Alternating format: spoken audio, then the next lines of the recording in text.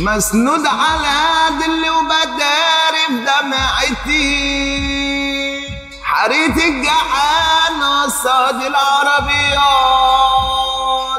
وعشان كده مش هقدر اعيش. ما في الاتوبيس اخبار ومفيش، في حريق كل يوم ودخل مفيش،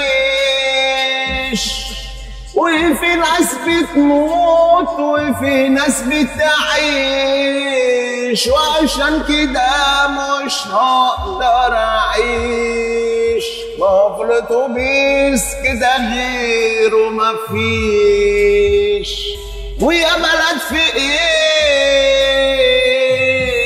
كل يوم حريق اسمع عنه ليه، ويرجعوا يقولوا لي مالك فيكي ايه، وببكي على حالي من اللي بشوفه ساعة البيت.